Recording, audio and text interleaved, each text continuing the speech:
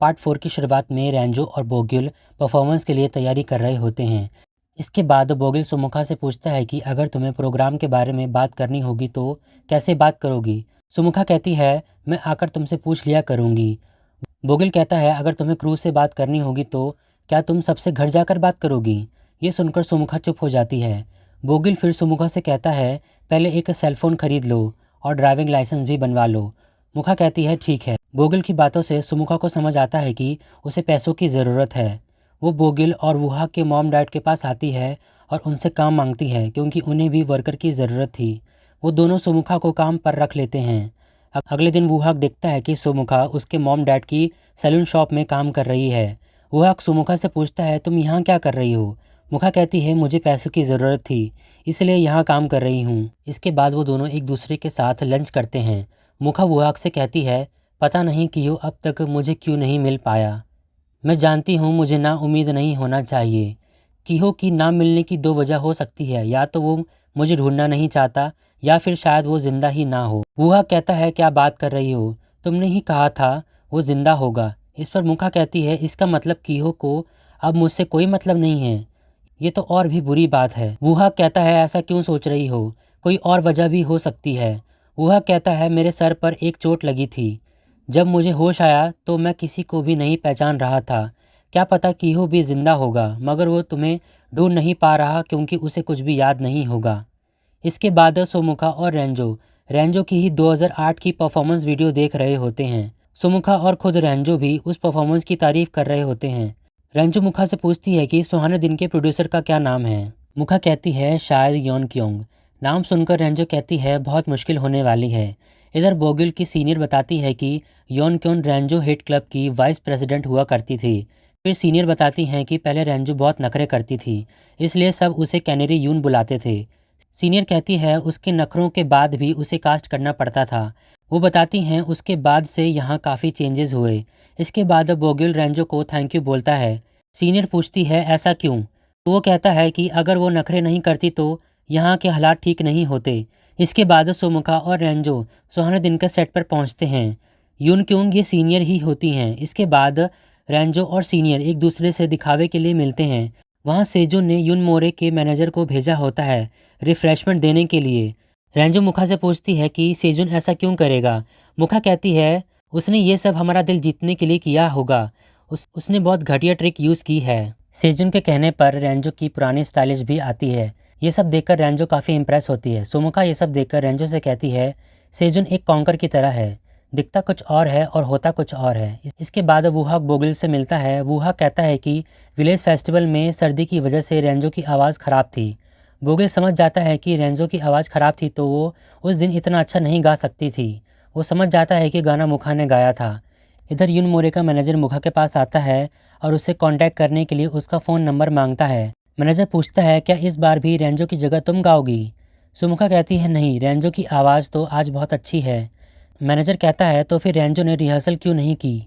वो तो रिहर्सल में भी परफॉर्मेंस के जैसा गाती हैं। तुम्हें यकीन है उनका गला बहुत ठीक है। सुमुखा कहती है, हाँ। फिर रेंजो का परफॉर्मेंस स्टार्ट होने वाला होता है और सुमुखा और रेंजो अपना माइक एक्सचेंज करते हैं। पहले रेंजो के 2008 की दैट नाइट गाने की परफॉर्मेंस स्टार्ट की जाती है क्योंकि रेंजो को उसे ही चैलेंज करना था। रेंजो मुखा से कहती है, तुम्हें गा कर मुझे हराना ही होगा, तभी सब ठीक होगा। अब रेंजो की बारी आती है। मुखा रेंजो की जगह गाना शुरू करती है।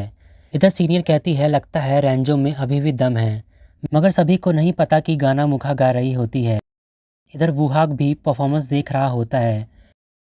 फिर वोटिंग शुरू होती है ये देखने के लिए कि पुरानी रेंजो की आवाज़ अच्छी है या आज की, और आज की रेंजो जीत जाती है। रेंजो फिर सभी के सामने आती है। सभी लोग रेंजो को चेयर करते हैं। ये देखकर मुखा बहुत खुश होती है।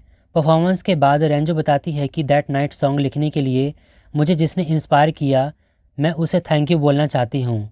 रेंजो कहती है, वो मेरी फ़ैन का एक दोस्त था। रेंजो किहो को थैंक यू बोल रही होती है। वो कहती है, अगर वो इस वक्त देख रहा है तो मैं उसे बताना चाहती हूँ कि जिस दोस्त को वो ढूंढ रहा है वो बिल्कुल ठीक है और वो उसका इंतज़ार कर रही है। उम्मीद है दोनों जल्दी एक दूसरे से मिल जाएंगे। ये सब किहो के डैड भी देख रहे होते हैं। रेंजो मुखा को बाथरूम भेजती है। मुखा पूछती है, क्यों। रेंजो कहती है, शो के बारे में जानने के लिए बाथरूम से बढ़िया जगह कोई नहीं होती। मुखा बाथरूम आती है और सभी की बातें सुनती है। सभी लोग शो की और रेंजो की तारीफ कर रहे होते हैं। ये सब सुनकर मुखा बहुत खुश होती है। मुखा स्टेज के पास आती है और किहो के बारे में सोचती है और कहती है, किहो क्या तुमने आज की परफॉर्मेंस देखी होगी, मुझे सुना होगा। मुखा अपने आप को स्टेज पर परफॉर्मेंस करते हुए इमेजिन करती है। तभी पीछे से बोगिल उसके पास आता है और पूछता है रेंजो कहाँ है। मुखा कहती है वो चेंजिंग रूम में है। बोगिल कहता है उनसे कह देना अगली बार वही बोले जो स्क्रिप्ट में लिखा हो। मुखा सॉरी बोलती है और कहती है मैंने ही रेंजो को वो सब बोलने के लिए कहा था। बोगिल कहता है एक लड़के को ढूंढने के लिए क्या तुम इतनी बेचैन हो। बोगिल यहाँ किहो की बात करता है। बोगिल कहता है उस बात को 15 साल हो गए हैं, शायद वो अब पहले जैसा ना रहा हो। ये भी हो सकता है कि उसने कोई क्राइम किया हो और सामने ना आना चाहता हो। मुखा कहती है क्या तुम किहो को जानते हो। बोगिल कहता है नहीं। मुखा कहती है लेकिन मैं जानती हूँ, इसलिए आइंदा से ऐसा मत कहना उसके बारे में। अगले दिन रेंजो और मुखा शो के आर्टिकल्स पढ़ रहे होते हैं। सभी ने रेंजो की बहुत तारीफ की होती है। फिर हम रेंजो की मॉम को देखते हैं। उन्होंने भी रेंजो के बारे में लिखा था। ये देखकर रेंजो इमोशनल हो जाती है। इसके बाद मुखा वुहाक से बात कर रही होती है। तभी वुहाक के लिए कोई फ्लावर भेजता है। मुखा कॉल पर पूछती है क्या तुम्हारा जन्मदिन है। वुहाक कहता है नहीं। वुहाक देखता है कि वो फ्लावर्स उसके लिए नहीं हैं बल्कि मुखा के लिए होते हैं। वुहाक जब ये बात मुखा को बताता है तो वो हैरान हो जाती है। मुखा बुके लेने के लिए वुहाक के पास आती है। उसमें एक नोट भी होता है। मुखा उस नोट को देखकर रोने लगती है क्योंकि वो नोट किहो का था। वुहाक मुखा को कंसोल करता है। इसके बाद वुहाक बोगिल को बताता है कि किहो ने आज मुखा के लिए फूल भेजे थे। ये सुनकर बोगिल परेशान हो जाता है और वहाँ से जल्दी में चला जाता है। इधर मुखा किहो से मिलने के लिए सोल स्टेशन जा रही होती है क्योंकि किहो ने नोट में उसे वहाँ मिलने के लिए बुलाया था। फिर वुहाक को अपने पास्ट से रिलेटेड कुछ बातें याद आने लगती हैं और वो बेहोश हो जाता है। वुहाक को किहो के डैड का चेहरा दिखने लगता है। वुहाक को पता नहीं होता है कि जिस आदमी का चेहरा उसे दिखाई दे रहा है वो किहो के डैड हैं, मगर वुहाक को किहो के डैड क्यों दिख रहे हैं वो हमें आगे पता चलेगा। वुहाक थोड़ा याद करने पर समझ जाता है कि इसी आदमी ने फूल दिए थे। वुहाक समझ जाता है कि मुखा खतरे में है। वो मुखा को बचाने के लिए रेंजो सेजुन के घर आई होती है। सेजुन रेंजो से कहता है शो बहुत अच्छा था, तुम में अभी भी वही बात है। रेंजो पूछती है आखिर तुम चाहते क्या हो, तुमने क्रू के लिए हर चीज़ का इंतज़ाम क्यों किया, इतना सब कुछ तो तुम पहले भी नहीं करते थे, तुम्हारे इरादे समझ नहीं पा रही हूँ।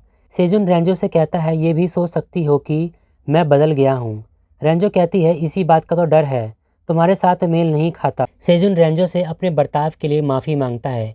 सेजुन कहता है देर हो गई है, मैं तुम्हें घर छोड़ देता हूँ। रेंजो उसे रोककर उसके क्लोज आती है। सीन कट होता है और इधर हम मुखा को देखते हैं जो स्टेशन पर किहो का वेट कर रही होती है। वहाँ किहो नहीं बल्कि उसके डैड आते हैं।